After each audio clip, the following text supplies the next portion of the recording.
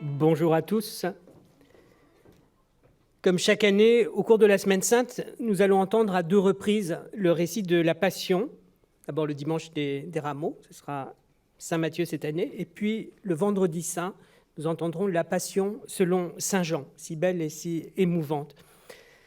Dans la Passion selon Saint Jean, il sera question à maintes reprises des Juifs qui réclament à Pilate, à grands cris, la mort de Jésus, et avec insistance parce qu'ils n'ont pas eux-mêmes le droit de mettre un homme à mort.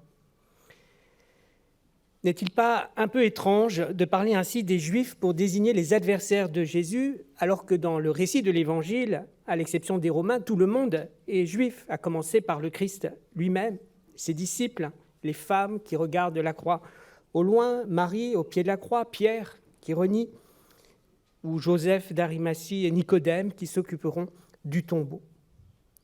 Comment d'autre part concilier cette appellation des Juifs pour désigner les ennemis de Jésus avec d'autres passages de l'Évangile, comme cet admirable échange que nous connaissons bien au chapitre 4 avec la Samaritaine au bord du puits, quand Jésus lui dit « Le salut vient des Juifs ». Et puis, l'Évangile insiste sur cette inscription que Dieu veut, qui rayonne dans dans les 3 grandes langues de l'époque, en latin, en grec et en hébreu. Jésus de Nazareth, roi des Juifs. Qui sont ces Juifs ?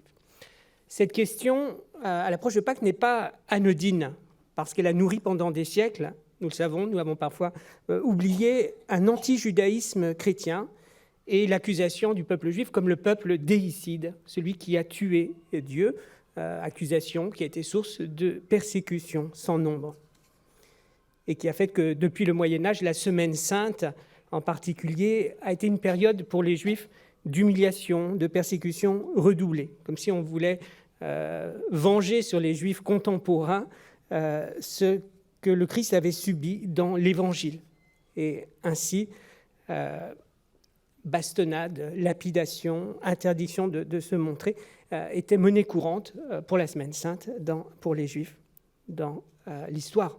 Un exemple seulement assez connu, à Toulouse par exemple, au Moyen-Âge, on connaît cette célébration solennelle où le comte de Toulouse, dans la cathédrale, inflige, dans une mise en scène grandiose, une gifle à un représentant de la communauté juive en souvenir de la gifle que le Christ avait reçue pendant sa passion, comme une représailles ou une vengeance. Peut-on imaginer un seul instant que le Christ souhaitait cette vengeance ou ces représailles ?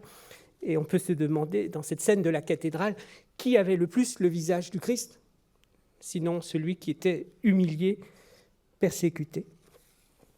Alors pour éviter ces abus ou ces malentendus, l'Église a essayé de mettre fin, depuis un certain nombre de dizaines d'années maintenant, l'enseignement qu'on appelle l'enseignement du mépris, et de favoriser une juste compréhension et une amitié avec le peuple juif. Et elle l'a fait notamment au Concile Vatican II, où dans ce concile, il nous est demandé en particulier de faire un effort de compréhension et de vérité sur ces questions. Alors, Vatican II, c'est notamment le texte Nostra Aetate, son paragraphe 4, qui aborde cette relation avec le peuple juif dans l'histoire et dans le présent, et qui est très court, donc qui va être développé par d'autres documents, en particulier en 1975, par un document du Vatican qui attire notre attention sur ces questions.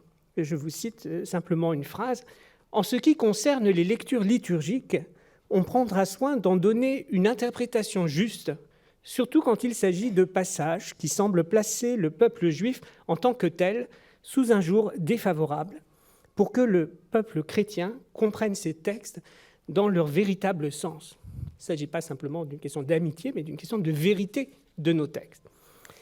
Alors c'est ce que nous allons essayer de faire dans cette petite demi-heure. Déjà, partir du fait que les évangiles sont écrits en grec, ce que nous traduisons par juifs, les juifs, chez Saint Jean en particulier, qui est celui qui emploie le plus l'expression, se dit en grec « Iudaioi », traduit l'hébreu « Yehudi », Yehudim au pluriel, c'est-à-dire de Juda, l'un des fils de Jacob, et qui a donné son nom à la principale des 12 tribus, la tribu de Juda, avec sa capitale Jérusalem. Alors déjà, le malheur pour nous peut-être, c'est que Juda, de façon inconsciente, peut aussi être associé, ce Judas qui a donné le judaïsme, à un autre Judas, le traître de Jésus, et qui peut nous influencer aussi inconsciemment. En latin, Iudaios se traduit par Iudaius, qui a donné juif, mais qui a donné aussi judéen. On pourrait très bien traduire le mot juif dans la Passion par le mot judéen. C'est un exercice que je vous recommande. Vous verrez que le texte sonne un peu différemment et fait ressortir en particulier cette opposition entre les Judéens, ceux de Juda, c'est-à-dire ceux de Jérusalem, ceux du Temple, par opposition aux Galiléens, comme Jésus ou les apôtres, dont l'accent galiléen les trahit. En fait, une lecture attentive de l'évangile de Jean nous révèle que ce mot, Iudaioi, juif, a des sens différents d'après les contextes. Dès le chapitre 5, donc encore au début de l'évangile, les Juifs servent à désigner les ennemis de Jésus qui ont déjà le désir de le faire mourir. Mais ce mot, Iudaioi, les Juifs, ne peut en aucun cas désigner tous les Juifs, ni tous les Juifs du temps de Jésus, ni encore moins tous les Juifs à travers l'histoire. Déjà pour une raison évidente, c'est que Jésus lui-même est juif. Il est né juif, d'une mère juive, Marie, Myriam. Il a vécu juif, il est mort juif. Saint Jean l'évangéliste lui-même est très probablement juif, même si on ne connaît pas grand-chose de lui. Les apôtres, les disciples sont juifs et qui continuent à faire les prières juives, même après la résurrection. Les actes des apôtres nous les montrent, à les prier au temple. Toute cette première église, qu'on appelait l'église de la circoncision, est d'une certaine façon juive. De plus, la proportion des Juifs contemporains du Christ qui ont pu le connaître est finalement assez faible. Les Juifs de Judée et de Galilée sont moins nombreux que les Juifs de la diaspora dispersés dans le monde. Et à Jérusalem même, il n'est pas certain qu'un grand nombre de Juifs les croisaient ou rencontraient. C'est pourquoi le Concile Vatican II, dans ce texte Nostra Aetate que j'évoquais, nous rappelle encore que des autorités juives, avec leurs partisans, aient poussé à la mort du Christ, ce qui a été commis durant sa passion ne peut être imputé ni indistinctement à tous les Juifs vivant alors, ni aux Juifs de notre temps. Ça peut nous paraître aujourd'hui une évidence, j'espère. Et le texte continuait, « Les Juifs ne doivent pas être présentés comme réprouvés par Dieu, ni maudits, comme si cela découlait de la Sainte Écriture. Que tous, donc, aient soin de n'enseigner quoi que ce soit qui ne soit conforme à la vérité de l'Évangile et à l'Esprit du Christ. » Alors revenons à Saint Jean. On voit nettement dans l'Évangile de Jean que l'expression « oi Iudaioi », les Juifs, ne désigne pas tous les Juifs parce qu'elle s'oppose à d'autres groupes. Je prends juste un exemple. Au chapitre 7, on parle des foules qui sont opposées aux Iudaioi en précisant que personne n'osait se prononcer ouvertement en faveur de Jésus par peur des Juifs. Donc ici, le terme renvoie explicitement aux autorités religieuses et non à tout le peuple. Alors pour bien comprendre ces points, eh bien, il faut se rappeler comment l'Évangile a été écrit. Pourquoi ? L'Évangile n'est pas d'abord un reportage ou un récit historique, c'est une catéchèse qui est destinée à une communauté, à susciter la foi, renforcer l'espérance dans une communauté précise, en l'occurrence la communauté de Saint Jean. Donc, il faut lire le texte de l'Évangile, on peut le lire à deux niveaux. D'abord, comme le récit de la vie et de l'action du Christ, mais aussi en filigrane, comme l'évocation de la communauté pour laquelle l'Évangile a été écrit. Ainsi, dans l'Évangile de Jean, les Juifs vont désigner deux choses à deux niveaux différents. L'expression « oi Iudaioi » va renvoyer du temps de Jésus aux grands prêtres et aux pharisiens, qui vont obtenir des Romains la mise à mort du Christ. Mais en filigrane, derrière cette même expression, les Juifs, on peut voir les pharisiens du temps de la communauté de Saint-Jean, une communauté qui est une toute petite minorité et qui en bute à l'hostilité ou aux difficultés avec un judaïsme qui n'est plus représenté que par le courant pharisien.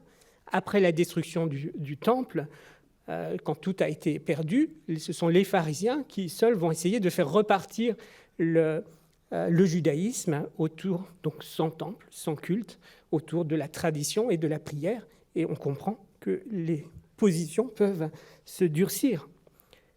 Ainsi, dans l'évangile de Jean, il est parfois question de ceux qui se taisent par peur d'être expulsés des synagogues par les Juifs, ça c'est au chapitre 9, ou par les pharisiens, au chapitre 12. On voit que les deux termes sont un peu interchangeables. Cette expulsion des synagogues n'est pas envisageable du temps du Christ. C'est une projection dans un temps ultérieur, plus tardif, au moment où les communautés, la communauté johannique par exemple, va être effectivement exclue du reste de la communauté juive. Donc, il faut être attentif au fait que l'Évangile fait allusion à des situations plus tardives. Et donc, plus seulement aux chefs, aussi, les Juifs ne désigreront plus les chefs, mais aussi toute la nouvelle communauté juive qui suit ces chefs. Enfin, une autre raison empêche de comprendre ce terme « les Juifs » chez saint Jean comme représentant tout le peuple, c'est le fait que son évangile souligne bien que le groupe des Juifs lui-même est divisé. Les uns sont pour Jésus, les autres contre. Juste une phrase au chapitre 10, de nouveau les Juifs se divisent à cause de ces paroles. On connaît l'exemple de Nicodème ou de Joseph d'Arimathie qui font bien partie de ce groupe, mais qui suivent Jésus. Alors concrètement, comment faire pour éviter ces malentendus, pour éviter de faire porter la responsabilité de la mort du Christ au peuple juif, qui n'est pas juste si on lit bien les textes? Alors, on pourrait dire que la première solution, ce serait d'accompagner toutes nos lectures, nos textes, le texte de l'Évangile, d'explications et de notes dans nos Bibles. Et fort heureusement, cela se fait. Peut-on modifier les traductions ? Je vous l'ai dit, les Oyudaioi désignent tantôt les Judéens ou les autorités du Temple. Comment est-ce qu'on a le droit de traduire le texte autrement?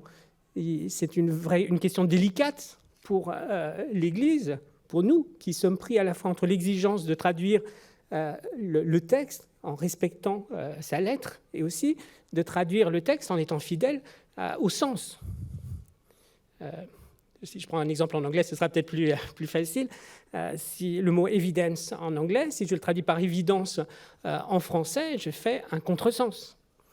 Un mot qui concerne plus le judaïsme, le mot « perfidia », latin, qui est employé dans la liturgie, si je le traduis par « perfidie », je fais un contresens, c'est au sens d'infidélité, il n'y a pas une dimension morale. Et bien pour la question des Juifs, ça se pose aussi. Est-ce qu'il est bon, juste de traduire chaque fois qu'on a Oyudaioi par les Juifs? La nouvelle traduction officielle de la liturgie s'est posée la question.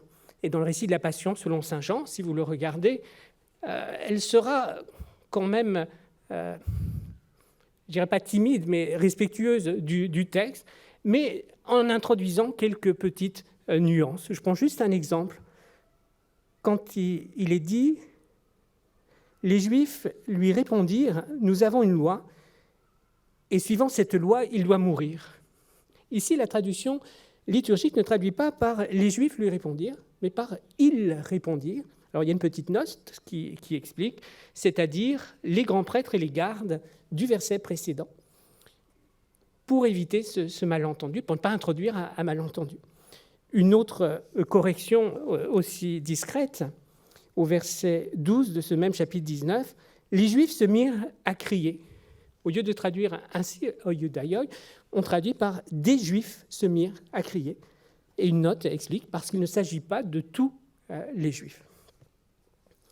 Pour notre discernement personnel, eh bien, nous disposons, grâce à l'Église aussi, d'un instrument qui peut nous rendre service. C'est la Commission biblique pontificale qui, en 2001, alors présidée par Joseph Ratzinger, a fait paraître un ouvrage, 200 pages, donc c'est un document assez long pour une commission, et qui vient essayer de régler ces questions de malentendus possibles. Le titre de ce document, c'est « Le peuple juif et ses saintes écritures dans la Bible chrétienne ».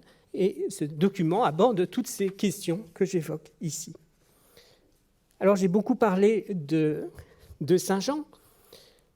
Pour être complet, il faudrait, nous avons 4 récits de la Passion, évoquer aussi les autres évangiles. Saint Matthieu, c'est celui que nous entendons cette année, qui peut paraître parmi les évangiles comme le plus juif, d'une certaine façon, très soucieux de manifester la judéité du Christ, de souligner que Jésus est venu non pas abolir la loi, mais l'accomplir. Mais c'est celui aussi qui va souligner le plus les polémiques et l'opposition entre Jésus et les pharisiens et les autorités religieuses. On connaît bien ces invectives contre les pharisiens et les scribes hypocrites. Alors on les connaît bien, est-ce qu'on les comprend bien? C'est peut-être moins sûr. On traduisait longtemps, par « malheur à vous, scribes et pharisiens hypocrites ». La traduction liturgique, non, traduit ce « why » autrement. « Malheureux êtes-vous, scribes et pharisiens hypocrites ». Jésus n'est pas là pour maudire ou pour lancer des malédictions, mais il déplore et il se lamente. Matthieu écrit lui aussi, comme Jean, pour une communauté précise, une petite communauté, en but, elle aussi, à des oppositions, et il va projeter cette opposition dans son évangile. On le voit par exemple quand il dit que Jésus prêche dans leur synagogue, pas dans les synagogues, dans leur synagogue, introduisant ainsi une séparation qui n'est en fait qu'ultérieure. Si Jésus, dans l'évangile selon saint Matthieu, invective autant les pharisiens, on peut se dire que c'est parce qu'il est le plus proche de ce courant. Finalement, c'est parce que les pharisiens sont ses premiers interlocuteurs, ceux dont ils se sont le plus proches, la même foi dans la tradition, dans la résurrection, et souligné dans l'évangile. Et lorsqu'il les reprend, eh bien, il le fait à la manière d'un rabbi juif qui va reprendre d'autres rabbis juifs sur leur travers. Il le fait donc à l'intérieur du judaïsme, et non pas comme quelqu'un qui serait à l'extérieur et qui désigne le judaïsme à la violence de l'invective. Et cela, on le voit parce que les reproches qu'il adresse, finalement, ils se retrouvent tous dans la tradition juive elle-même. Alors on peut les retrouver à Qumran en particulier, chez les Esséniens qui sont hostiles, mais aussi dans le Talmud et dans la tradition juive, on retrouve les mêmes reproches adressés à des pharisiens ou des maîtres de la tradition. D'autre part, et ça c'est notre lecture de la Bible, il ne s'agit pas de condamner sans appel et définitivement le pécheur, mais de l'appeler à se convertir. Enfin, je dirais que l'évangéliste, c'est vrai de Matthieu, c'est vrai de tous, ne s'adresse pas aux Juifs, mais le destinataire, ce sont les chrétiens, pour les mettre en garde contre des attitudes qui seraient contraires à l'Évangile. Donc on nie pas l'Évangile pour avoir la bonne conscience de ne pas être le pharisien, de ne pas être le pécheur, mais pour démasquer en nous ce péché qui peut être à l'œuvre. C'est le sens de nos lectures de l'Évangile. Dans l'Évangile de saint Matthieu, il y a quand même des passages qui peuvent nous interroger. Et je pense en particulier à la parabole qui va le plus loin dans la violence de l'affrontement entre Jésus et ses adversaires. C'est la parabole des vignerons homicides qui préparent la Passion. Vous savez, la vigne a été confiée à des vignerons qui n'en ont que la gérance, mais qui veulent se l'approprier et qui vont finir par tuer non seulement les envoyés du maître de la vigne, mais jusqu'à son fils. Pour cette parabole, Jésus s'inspire du chant de la vigne dans le livre d'Isaïe, du prophète Isaïe. Mais rappelez-vous, dans Isaïe, c'est toute la vigne qui est blâmée. Ici, dans la parabole, ce sont seulement les vignerons qui sont accusés. Alors, à la fin de cette parabole, il est bien dit que la vigne leur sera enlevée et confiée à une autre nation qui, elle, la fera fructifier. Mais contrairement à l'interprétation qu'on en fait généralement, il n'est pas dit que cette autre nation ne comprendra pas des Juifs, que ça se fera sans les Juifs, puisque dans l'esprit du Christ, ce sont les apôtres, ce sont les disciples, ce sont bien des Juifs qui en seront les vignerons et tous ceux qui viendront après. Un autre verset chez saint Matthieu fait difficulté dans le récit de la Passion.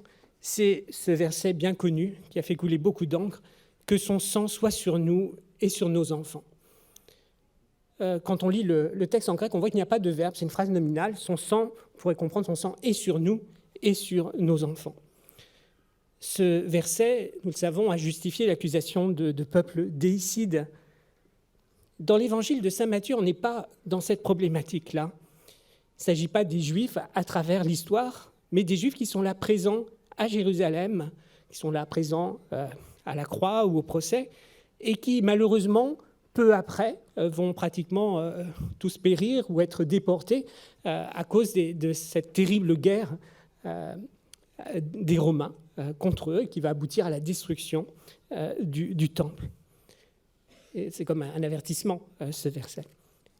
Les chrétiens, eux, avaient fui Jérusalem, n'étaient pas attachés au temple de la même façon.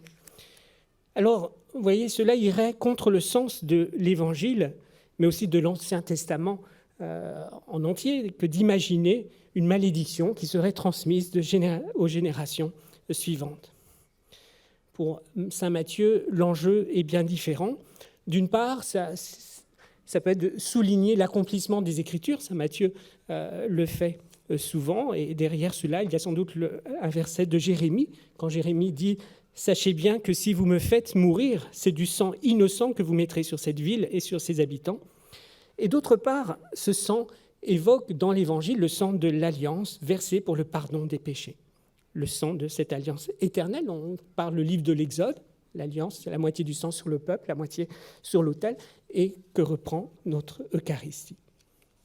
Il faudrait avoir le temps d'évoquer les autres évangiles, Matthieu, Luc en particulier, avec cet appel au pardon que nous connaissons et qui a pourtant été si longtemps oublié. « Père, pardonne-leur, ils ne savent pas ce qu'ils font. »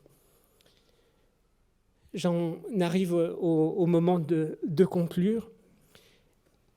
Il faudrait reprendre toutes ces lectures de la Passion et à travers elles, on vraiment se rend compte que nous ne pouvons pas affirmer, ou au contraire, nous pouvons affirmer que c'est une erreur à la fois historique et théologique de tenir le peuple juif pour indistinctement coupable de la passion et de la mort du Christ. Là, je reprends une phrase des évêques de France.